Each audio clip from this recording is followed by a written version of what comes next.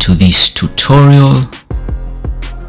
In this video I put real water drops on a surface in 3ds Max with V-Ray, 2 maps, a black and white mask, a grey height map, 1 blend and 1 displacement. You'll get a clean setup that works on glass, plastic or metal. Let's begin.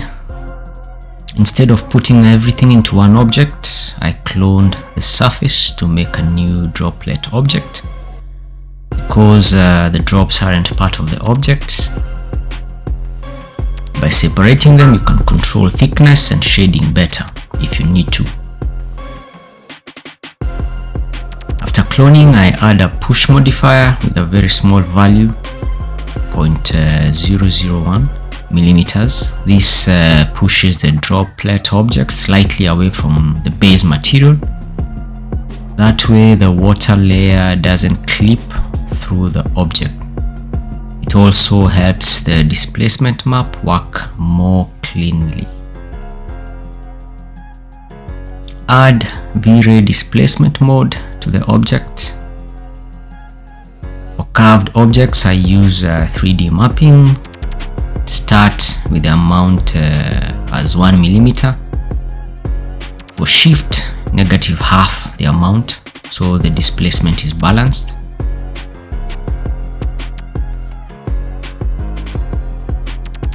In the text map slot, I'll load one of the maps.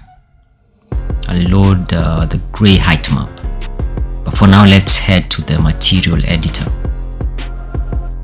The base material is plastic, V-Ray material, diffuse for color, reflection glossiness around 0.7.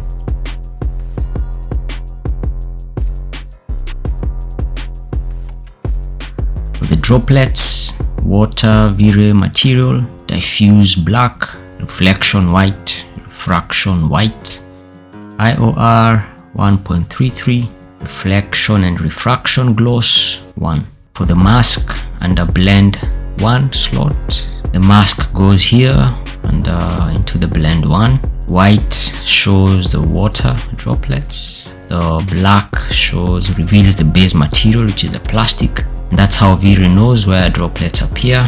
I blend them with the V-Ray blend material, assign the blend material to the object. Back to the text map slot, the grey map goes into the displacement text map slot. Grey shows the flat surface. White will be the raised droplets. It gives the droplets a real thickness. Let's begin interactive rendering. So things to look out for. You see white outlines, could be that you have the wrong map. The displacement, use the grey height map, not the black and white mask. If you see chalky droplets, maybe look at the refraction. Probably it isn't white, or the IOR is wrong. Remember ours, we set it at 1.33. For bloated drops, maybe you could lower the displacement amount a bit. Flat look, add an HDRI or an area light. In my case, I added a few lights just around our object. That's the droplet setup, the push modifier. Simple, and it works on any surface. Thanks for watching this video tutorial. As always, please thumbs up the video, it really helps. Subscribe and let me know in the comments section if you have any questions or suggestions or which areas you need clarification on.